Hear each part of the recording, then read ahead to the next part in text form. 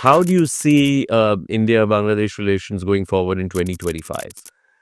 I think that the best way for us to respond is not to respond.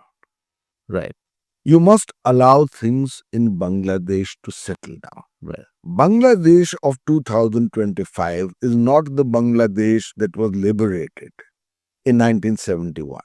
right. At that time, there was a very strong pro Pakistan lobby. There have been connections between the two countries for Of course. several decades. And ultimately, that led to what happened to Sheikh Mujibur Rahman and his Yes, of family. course. Today, there is a large constituency in Bangladesh which does not wish necessarily to become, once again, a subordinate accessory of Pakistan. Right, There is a strong lobby that wants to see an independent and sovereign Bangladesh. There are people who are very wary of the Chinese and the influence they are acquiring because, as you know, when China gives economic aid, it also sends its population, absolutely. which creates its own tensions. It's happened in Pakistan, it's happened in Sri Lanka. Yeah. And India is a natural ally of Bangladesh. Right, We made a mistake. As a diplomat, I want to say that we put all our eggs right, in Sheikh Hasina's basket, which was a good thing because she was good to us. right, But in a country where there is an opposition, however subordinated, there was Khalida Zia. right.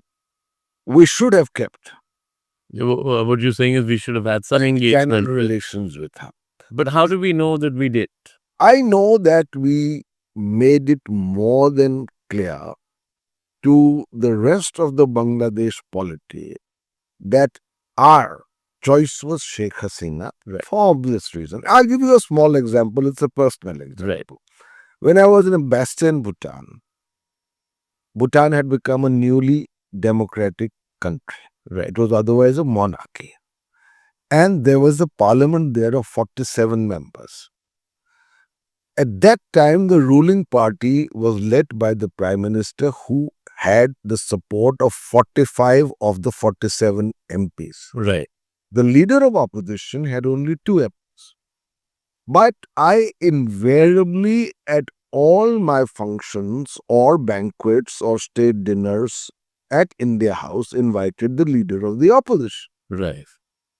To the extent that, and I'm saying this to you for the first time, at one point I was politely suggested to by the ruling party that is it essential to have him every time? And I said the leader of the opposition Right. in our system has the rank of a cabinet minister. Right. And in a democracy, we invite.